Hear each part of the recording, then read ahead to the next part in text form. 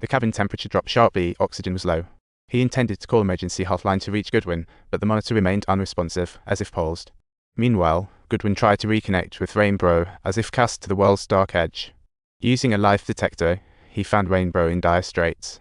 He quickly reported this emergency to the doc, but the doc was basically like, well, it's all up to Rainbow now, we're out of options. Fortunately, Rainbow found tools in the cabin. After several tries, he fixed the heating system, and his reality show reappeared on the monitor. At this moment, the doc was at his computer, and he told the doc that while he didn't find the bombshell, he successfully scared someone. But Doc said, scaring others won't help, they're offline in reality, existing only in the source code. Seeing Rainbow's confusion, the doc decided it was time for a lesson. After turning off the lights, they don't just vanish, it's like the brain has a lingering glow effect too. It's sort of like a delayed reaction, and even after death, the brain can preserve those memories for about 8 minutes. The original code can reconstruct memories.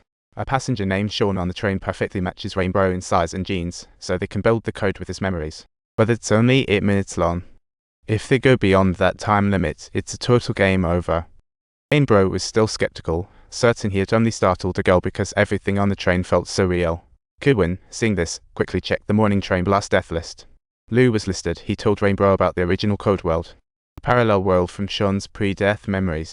Saving Lou repeatedly is pointless, he's game over in reality. Now, find the bomber. Because the bomber Ligache AQT unlocked a bigger explosion in central Chicago, he must be caught in advance. Only by this could more lives be saved. After that, Rainbow returned to the code, filled with heroic mission. According to Goodwin, there was a gun in the lounge on the train's second floor. When Rainbow got to the lounge door, he found it was locked. He charged into the lounge, grabbed the gun, but was spotted by a staff and got zapped in the fight.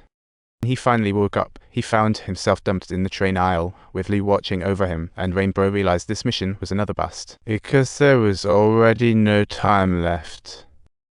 Back in the fortress, Rainbow once again asked to call his dad, but Goodwin was all hush-hush, like he was hiding something. He refused Rainbow's request. Then Rainbow noted the badge on Goodwin's lab. And entering the original code, he jotted it down, subsequently finding Lou and asking him to call his unit phone for about a soldier named Rainbow. He claimed this guy was his friend. Then he found a little old lady with a military backpack and asked if she recognized the badge. She took one look and was like, oh, I know that's the insignia of an Air Force base. Rainbow found that base online and called them up, hoping to find the doc in charge. At that moment, Lou walked up and dropped a bombshell on Rainbow. He had just called Rainbow's unit, and they told him Rainbow had 2 months ago. He was sacrificed in single mission, and Rainbow was immediately stunned on the spot. He vaguely remembered being shot down during a mission, then suddenly finding himself back in the fortress. He asked Goodwin if he was, dead. Realizing Rainbow knew, Goodwin admitted he died tragically in a mission 2 months ago.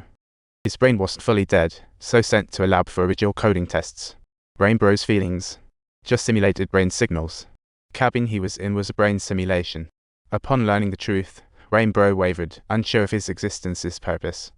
At this time, the doc started brainwashing Rainbow, claiming that if he could find the bombshell, had saved countless lives and promised completing this mission would free Rainbow from endless deaths. After Rainbow agreed, the doc sent Rainbow back into the original code, but with hundreds of people on that train, checking each one wasn't a quick job. After dozens of death repeats, Rainbow felt like he was about to crack. Goodwin, watching from the real world, felt for him, but to keep Rainbow on task, the doc started playing. He played a recording of Rainbow's father. Their relationship had been rocky, and their last phone call ended in a fight. After Rainbow's death, his father, full of remorse, spoke heart-wrenching words at the funeral. Fueled by his dad's encouragement, Rainbow went all out. This time, he dashed to the restroom, found the bomb, and pulled the phone off it with gritted teeth. He called back the last number, found the suspect, the wallet dropper, and Rainbow chased after him. He saw this guy grab his wallet back, then turn and toss it back into the train, clearly trying to make everyone think.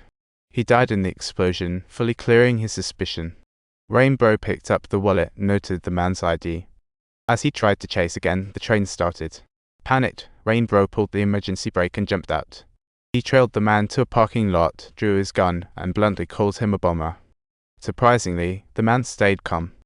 The guy even opened the car door, showing off his super bond to Rainbow, who took one look and thought, this is going to blow. The bomber proudly and smugly showed off to Rainbow, claiming that not everyone was capable of crafting such an intricate explosive.